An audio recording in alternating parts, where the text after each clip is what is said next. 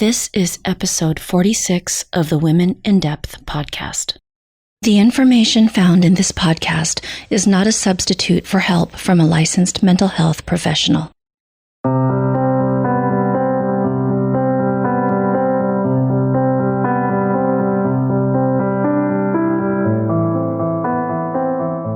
Hi, and welcome back to Women in Depth. I'm your host, Lourdes Viado. Today's topic is one that we can all relate to, and that is the experience of fear. There was a previous episode on Women in Depth, I believe it was episode 36, where I talk about what happens when fear is in the driver's seat of our lives. And this is something that happens to all of us. And while there are times when it's appropriate or it makes sense for us to feel fearful, for most of us, fear can keep us stuck. In less than healthy situations or relationships, it can keep us from growing, from pursuing dreams, and ultimately preventing us from living more fulfilling and authentic lives. I am very excited about today's conversation with Laurel Moll. Laurel is a lifestyle writer, dancer, fitness instructor, and co-owner of the inspirational t-shirt company Golden Rhino, based in Orlando, Florida. She is a lifelong Floridian, but spent several years living and working in New York City. Laurel's writing has been featured in the Huffington Post, VitaMix Blog, Quiet Revolution, TinyBuddha, and Mind Body Green. She is also the author of the plant-based cookbook, Going Back for Seconds, which promotes healthy food with a laid-back, no-stress attitude. Laurel recently published Following Fear: How I Faced 30 Fears and Learned to Trust the Unknown, a memoir about how the curious events of the summer of 2013 inspired Laurel to stop following her bliss and start following her fear. This collection of intimate short stories about facing 30 of her biggest fears shares the journey of learning to trust everything that happens, the wins, the heartbreaks, the embarrassments, the deepest disappointments, and to find safety in the unknown. It's an inspiring narrative of the honest and vulnerable experiences of one woman who never expected to become the brave one.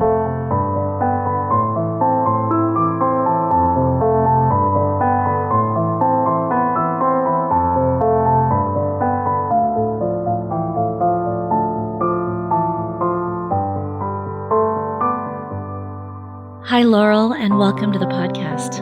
Hi, thank you so much for having me.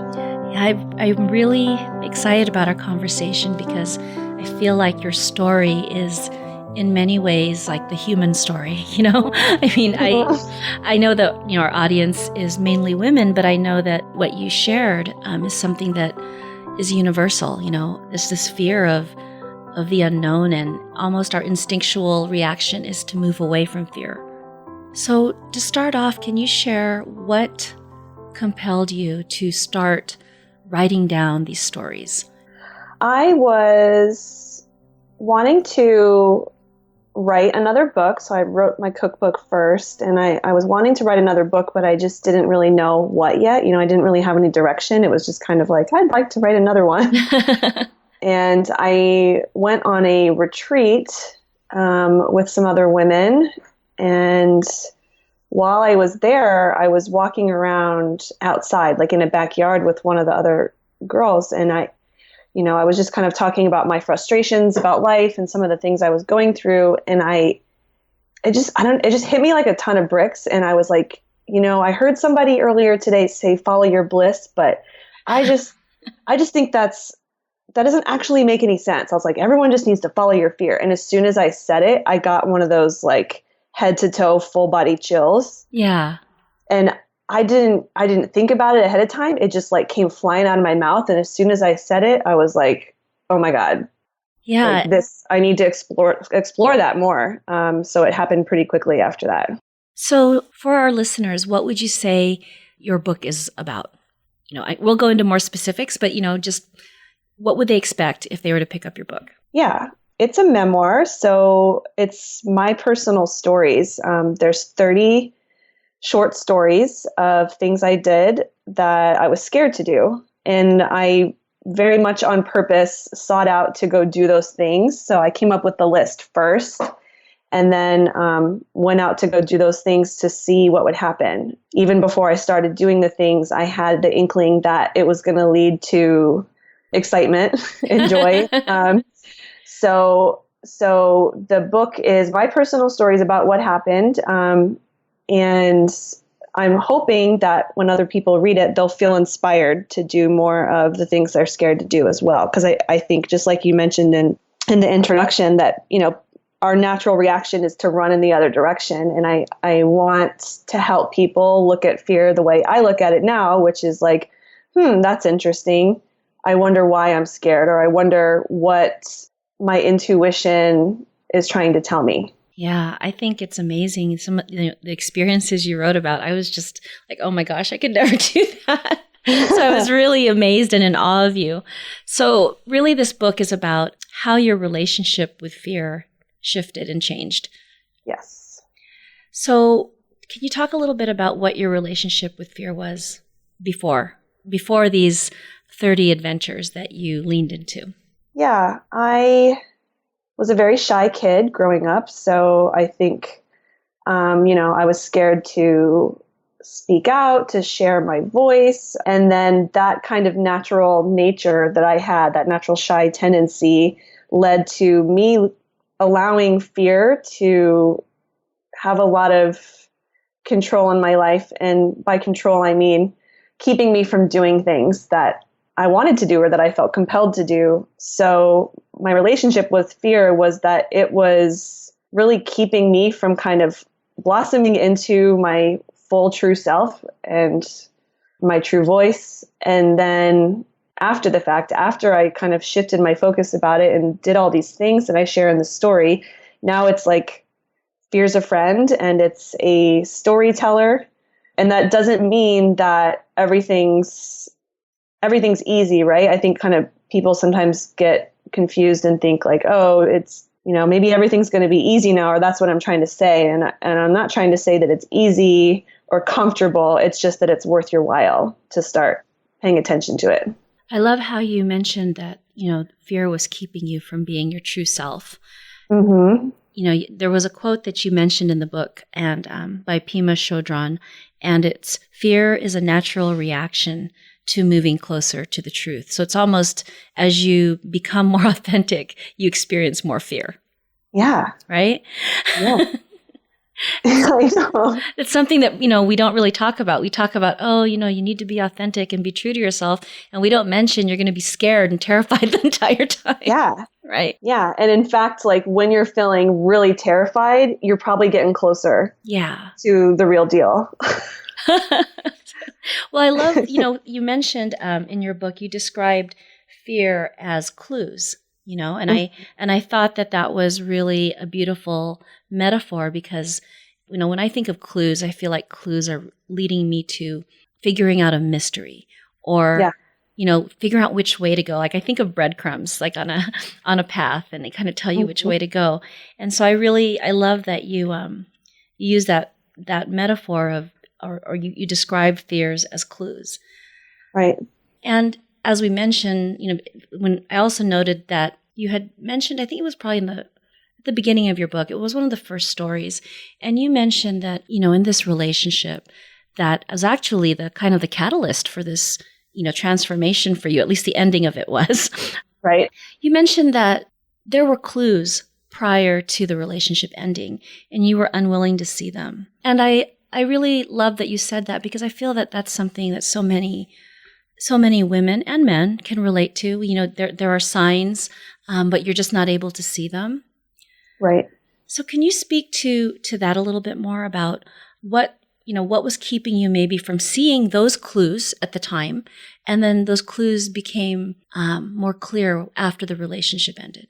Yeah, I was very much in love with a person. So I wanted it to work and I had a big idea in my head of like what my future was, so I thought we were going to be together forever. And there was things that would happen, like, a lot of arguing or him being really cold with me or me not really feeling supported by him, or, him not being very affectionate. There was lots of like little clues happening. And I think if I'm really honest with myself, I ignored them because I was too scared to face the fact that maybe we weren't going to be together, or we weren't supposed to be together, because that was scary to me, because I didn't want to be alone. And I didn't want him to not love me. There was it was a lot of it was about, I guess, me wanting to kind of control what was next for my life and what was next for me. And so I willingly ignored some of those little clues that were trying to help me, actually. Yeah. So would it be accurate to say that perhaps in this relationship, even though you were very much in love and you wanted this to work out, you weren't really at your most authentic self? Because yeah, could you speak on that a little bit more? Absolutely. I could not stand up for myself. I don't think I could be that truthful with that person. And I was also kind of scared to dive forward with things with my career as well. So it's like I was feeling kind of like I couldn't speak up and out about how I was feeling in the relationship, but that also, was happening in my career. I wasn't happy with my career and really wanting to do something that was more active and passionate. So I was kind of hiding in all areas of my life. Now I see that, that was such a big sign and a clue for me of that I very much wanted to speak out more. And the fact that I was scared to do all those things, that was really showing me that I cared and that I was wanting something else. This is reminding me of a previous episode that I did on fear, being in the driver's seat. And fear has actually two, I guess, areas that feed into fear. And one of them is the fear of abandonment, or we also can refer to that like the fear of loss of love, or the fear of the withdrawal of someone's love, or the fear of loss of approval. So that kind of all goes under that fear of abandonment. Yes. And then the next leg, or the other motivator that feeds into fear, is the fear of overwhelming feelings. And those overwhelming feelings can be, the sadness that might come at the end of a relationship. It can be from being overwhelmed with a loss of control, overwhelmed with sadness, overwhelmed with the emotions of others. So if we are afraid that someone will become really angry or disappointed in us, that's too overwhelming. And so, as you describe this relationship ending, what would you say are the fears that relate to the fear of abandonment or the fear of being overwhelmed with feelings, if you can connect that? Yeah, I think I knew, I probably wouldn't have admitted it before it happened. I knew that if we were to break up, that it would be very painful. Yeah. I knew that would be a lot of crying for me, and it would mean I would have to be alone in New York City by myself. Yeah. So yeah, very much fear of being alone and fear of the pain that would go through, that I had put so much energy and love into something that didn't end up working out. So, and it was very painful. So I think I was really scared and kind of trying to protect myself. So the fear of pain, fear of being really, really honest with myself and with someone else, and the fear to grow as well, because I knew that I would have to really start speaking up for myself, not only in my personal life, but in every part of my life. And, it makes sense that these fears would immobilize you. As a therapist, I can say that so many people stay in relationships because of the pain that will happen, that they'll experience when the relationship ends, and everything else that you're describing too, because I think there's nothing like a really significant relationship breakup to kind of bring all of your struggles and vulnerabilities to the surface. And it's also a time where you start to question who you are and which way you go from here, Yes, yeah. Absolutely. So one of the things that also stood out for me is you had a chapter called The Gratitude Adjustment. And I I love that because there is so much research out there on how being grateful can really help you to tolerate and get through difficult or painful situations, and also helps people to be more centered and feel at peace even if things are falling apart around them. Mm-hmm. Can you talk about that experience for you? Yeah, so I share it in the book, but I happened to watch a episode on Oprah's channel of a show that was called Super Soul Sunday, and she was talking about gratitude listing with a little panel of experts. And, I was like, kind of had just finished going through all the things that really started off the whole book. So I had the breakup, and my dad passed away, and I sprained my foot, and my credit cards were stolen, and I just didn't have a place to live, and I just was like down, super down. That is so much. I felt so bad for you when I was reading it. It was so much. I'm able to kind of like laugh and almost giggle through it now, because it was like a comedy of how much stuff was stacking up, even though it was really sad. But, I was in a place where I really needed some help. And so I heard that advice that, doing gratitude list is a dramatic help to not just someone who's going through a lot of stuff, but to anyone. And it really shifts your focus on your life. And so I was like, sure, I can do that. I'm going to start a gratitude list every day. So I used to do it on the train in New York, taking the subways to and from work. And I would close my eyes and list off 10 things I was grateful for. And it was just incredible how much it helped me just focus. It was kind of like a daily meditation. But I very, very quickly saw that my life turned to a better direction quickly. So I felt like people were offering me help. So a friend of a friend offered me a studio in a part of Brooklyn that was very expensive at a hugely discounted price. And things just started to get better the second I started shifting my focus to the things I was grateful for. And I've stuck with the habit ever since. I do it every single day, often when I'm driving. And it really does not only just make you feel better, but energetically it pulls blessings into your life, because that's what you're choosing to focus on. There's a quote from your book, Laurel, that stood out for me in connection with your chapter on gratitude. And you wrote, "The things that I was most grateful for and the things that brought me the most pleasure or peace were often connected to fear in the beginning." And when I read that and I thought about it, I said, oh my goodness, I can totally relate to that, Mm-hmm. where the things that really terrified me later on, after the process had run its course, then I was so grateful and really got a sense of joy and serenity from these things. So could you speak a little bit more about that? Yeah. When I was initially doing gratitude lists, I would often have like a pen and a paper with me rather than just doing them in my head. And it really surprised me when I made that connection the first couple of times, because I would write something down like, yeah, I'm grateful for that. And then I'd almost like double take and be like, wait, what? I am?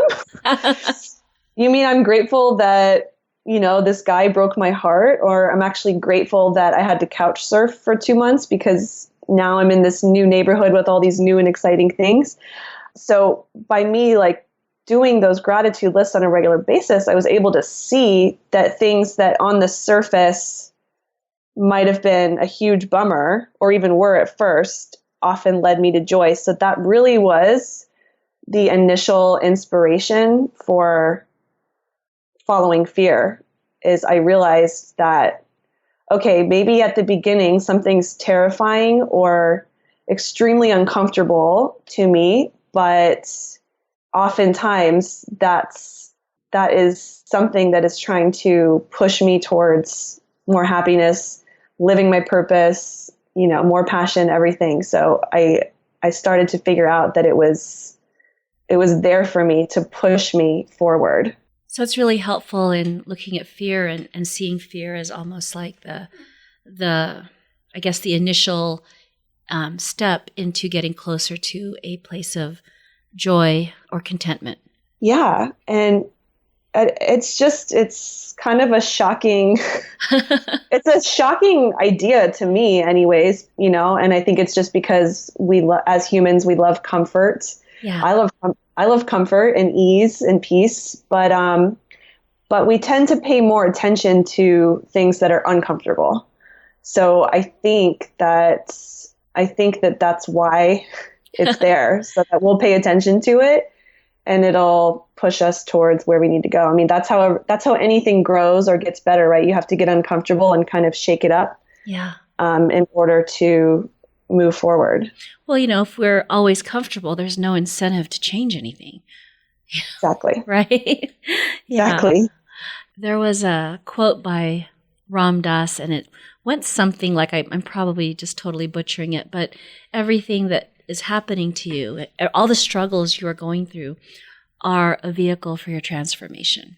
Yes. And so that came to mind as I was reading your book. So one of the things that also stood out for me is you mentioned, you talked about people pleasing. And, I see that a lot of that in myself and in the clients that I work with, where it's really hard to say no or to upset anyone or to disappoint people sometimes. I call it like the nice person syndrome, Right. Yes. So can you talk about the people pleasing part of this whole fear journey for you?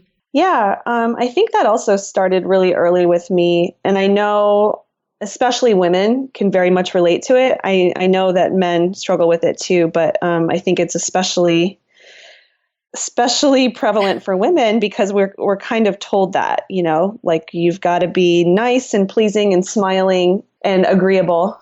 Yeah. in all parts of your life. So I definitely felt that from the very beginning of just being a young girl. And then I still struggle with it now. And by wanting to be a people pleaser, be perfect, kind of try to be everything that everyone wants you to be, it really locks you into this place of fear because you're having to constantly judge your choices and almost it causes you to ignore your intuition, because instead of listening to the voice in you that's saying, I'm feeling like I want to do this, or I really love this, or I want to be loud like this or Right. quiet like this, instead of listening to that voice, you're looking outside yourself.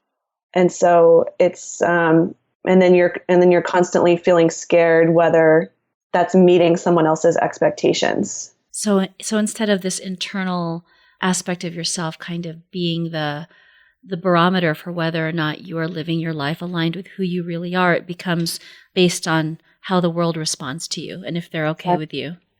Exactly. So another aspect of your book that got my attention was you wrote a lot about synchronicities, or as Carl Jung would call them, meaningful coincidences, and that these synchronicities, and the example that comes to mind for me is the loss of the rose quartz stone in your ring and the events of that evening, And I thought that was really beautiful because I think that was really indicative of you really kind of connecting with your inner self and paying attention to your intuition, because a lot of people might just kind of blow that off and say, oh, that was just a coincidence. But from the depth psychology perspective, when you have meaningful coincidences or synchronicities happening in your life, it's actually telling you that you are on the right path, like you are living your life in alignment, you're moving towards more authenticity. Mm-hmm. Yes. Oh man, I loved that. And certainly me starting off the journey of writing this book and going through all these experiences brought in a lot of synchronicities into my life. And I no longer really believe in coincidence, but yes, I very much believe that now. And I also believe that we're all connected. There's kind of one big energy source connecting everyone and everything. And so it's really beautiful when you can kind of see something that's happening technically or physically outside of yourself, such as a stone in your ring missing, or a complete stranger who finishes your sentence or shares something that you were thinking about, earlier in the day. There's so many examples, but once you're able to kind of open up and look out at other people and other situations and see how they're reflecting back on you, how you're feeling inside, it just changes everything. Yeah, you've really, this book has really done such a wonderful job of showing fear in so many different ways. Fear as clues, fear as an indicator that there might be some joy or contentment coming after this, Mm-hmm. And then also that, you wrote another quote, which I thought was really powerful. And you said that fear is a power source for me. And I thought that was really beautiful because I think for many fear is like, so not a power source. You stop dead in your tracks, Right. Or you run away from it. And so I thought that was beautiful that's one of the ways that fear was transformed for you. And, I would love if you can share maybe some examples of how fear became almost like a battery, like a power source for you. Yeah.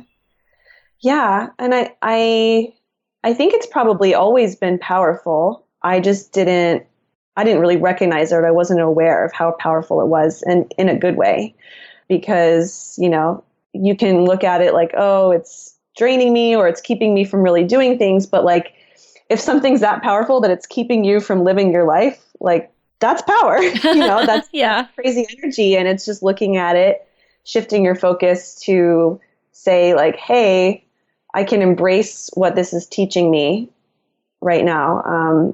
So yeah, a couple examples. One of my favorite chapters is when I went to my dad's gravesite, and it was incredibly powerful how frightened I was to just speak my truth to him. And he's not here anymore, just to speak out at the gravesite. But once I really just let myself be crazy scared and cry and just blurt it all out, the energy I felt afterward was just one of the most incredible experiences I had in my life. I was extremely tired, but yet like thrilled and released and more open than I've ever felt. It was like this huge, huge weight had been lifted off. And so I was so scared, but yet I let myself be in that feeling of how terrified I was, to just be honest. And then it shifted into me having amazing energy after the fact. So it's almost as if like the fear can block you like energetically, and you don't even realize what a weight it is until it's lifted from you. Mm-hmm. Yes. Yeah.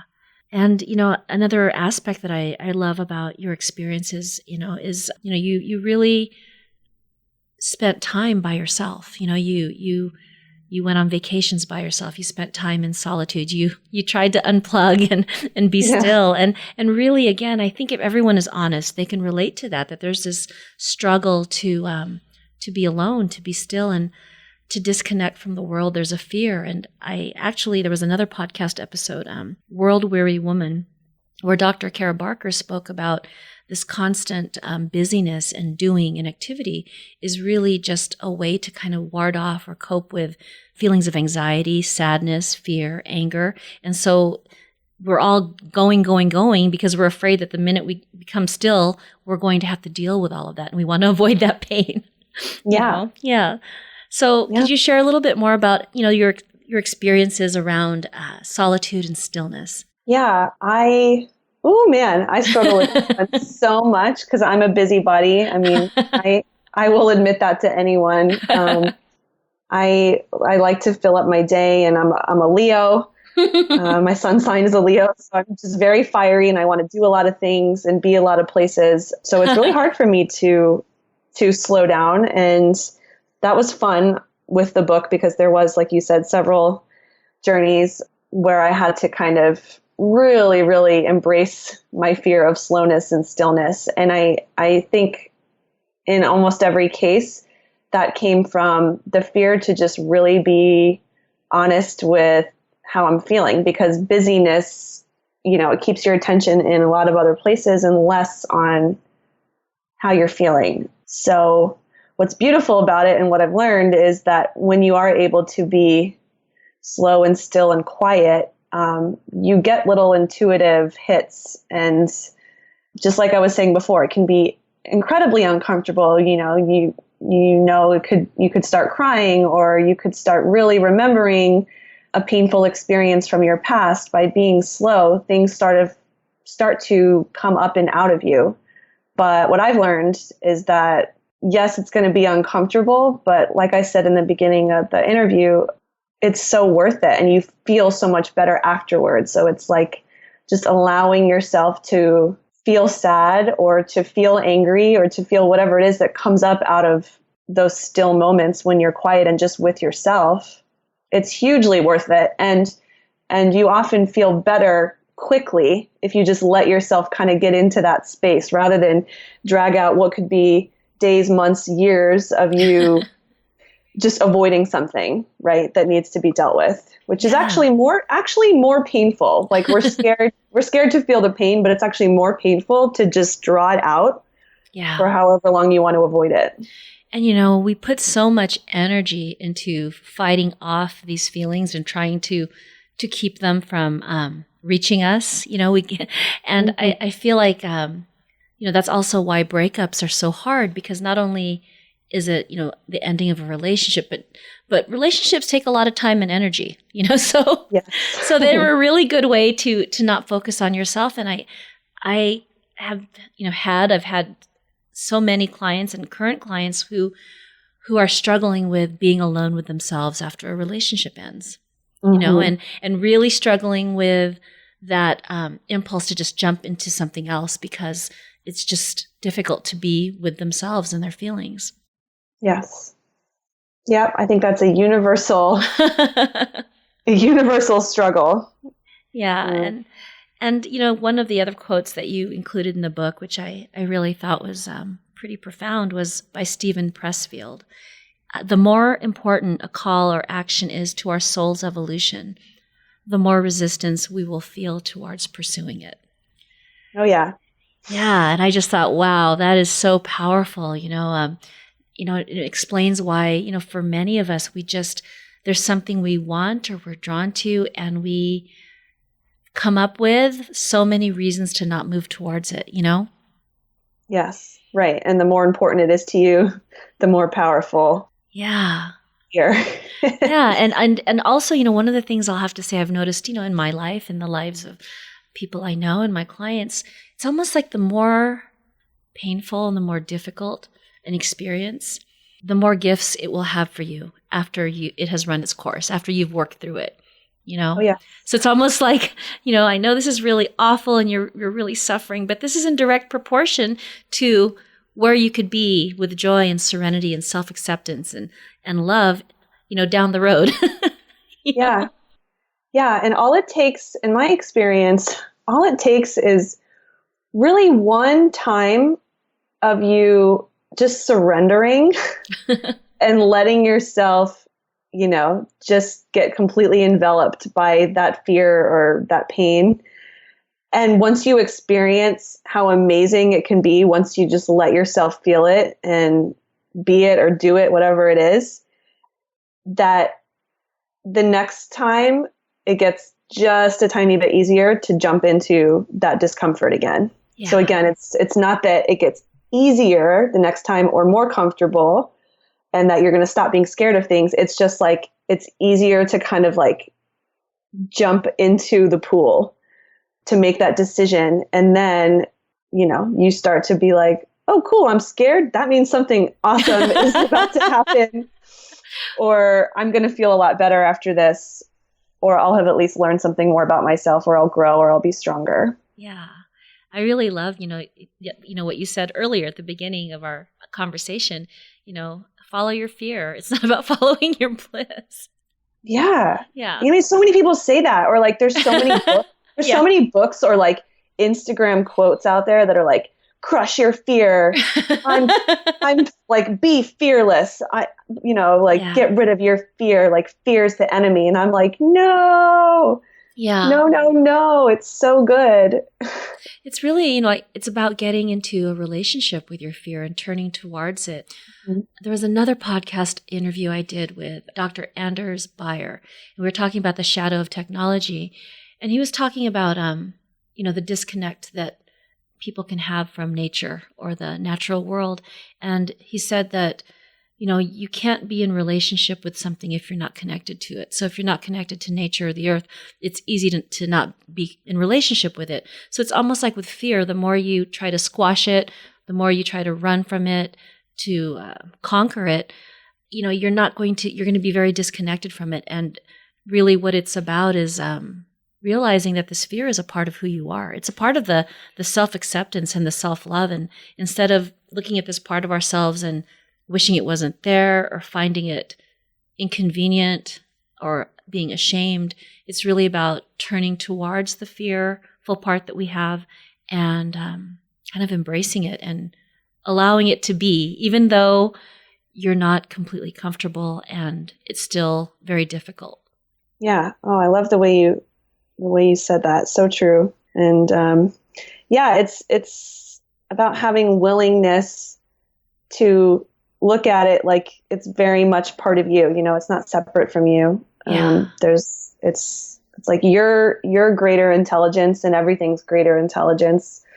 Just having a conversation with you. Yeah. One of the approaches or theories, in therapy it's called internal family systems. It's also called parts work.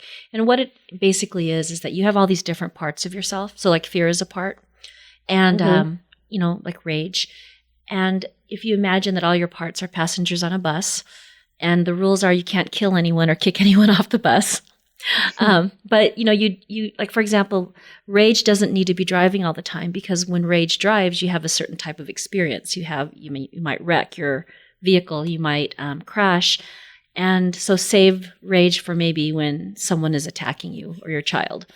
But even with fear, that when you allow fear to drive your vehicle, it also determines, your destination and the experience of the journey. And so becoming aware of when your fearful part is driving versus when your healthy, grounded, wise part is driving. And so I love your work because it really speaks to a person turning towards wholeness and accepting all of these parts of themselves instead of, kind of rejecting that fearful part, which we all have. And, one of the other things about internal family systems or parts work is that all of our parts are there for a reason.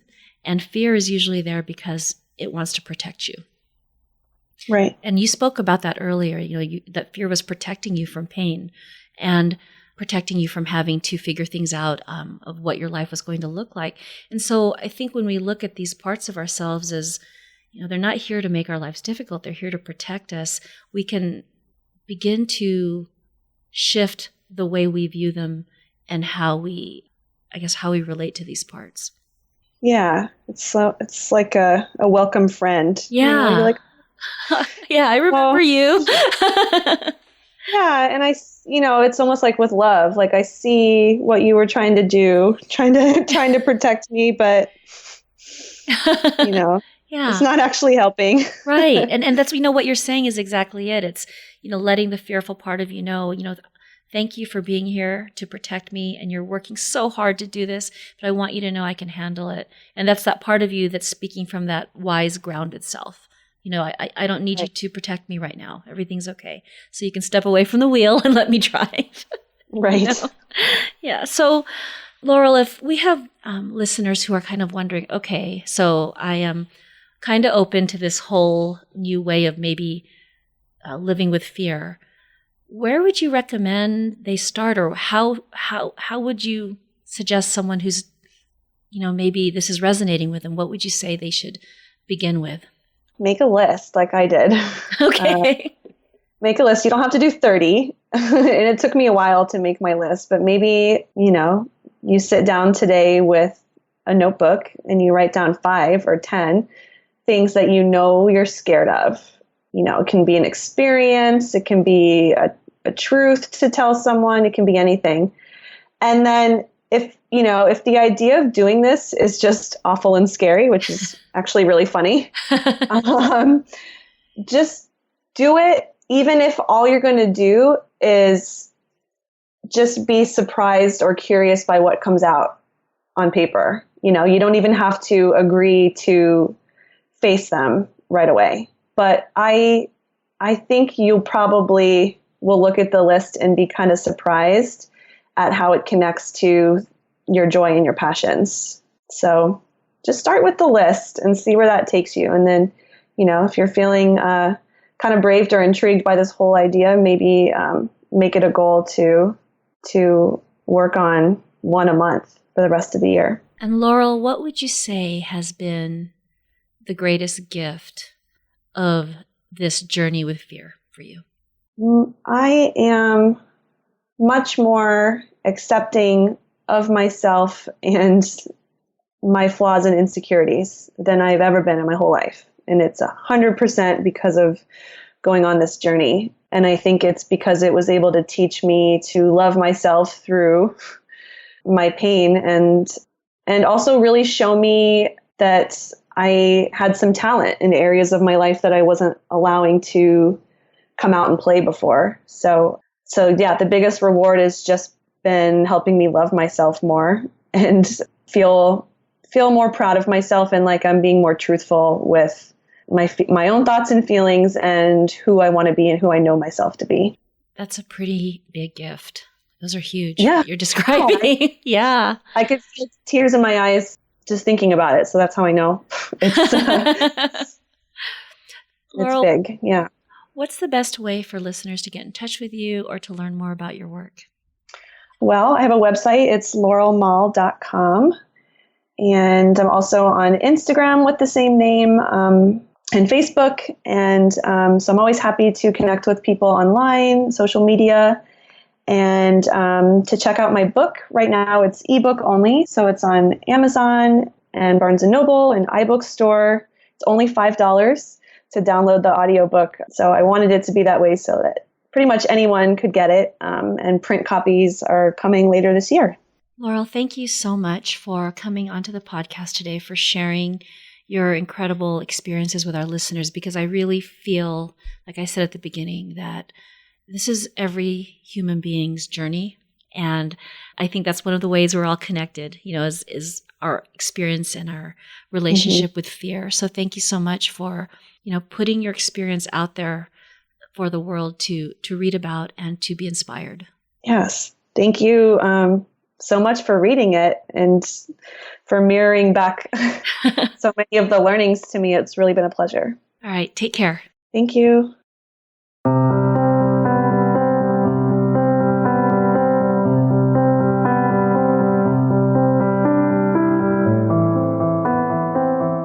I hope you enjoyed today's conversation with Laurel. I love the perspective that she offers regarding fear, that the journey is not about conquering fears or becoming fearless. It's about spending the time to get curious about why you're afraid. It's about looking at what is possible when you are willing to turn towards your fearful part, to engage with it, to get into relationship with it. And when we are able to shift our experiences and relationship with fear, when we're able to view our fears as clues or as a vehicle of transformation, this opens up our lives to more possibilities, to more truth, authenticity, self-acceptance, and joy. And I feel too that the more that we lean into our fear, the better able we are to tolerate discomfort and to cope with the challenges that life brings. For show notes to today's episode and for links to the resources mentioned, please visit www.lourdesviado.com/women in depth. And if you enjoyed the podcast, please share it with a friend. Again, thank you with all my heart for listening. Take good care and see you next time.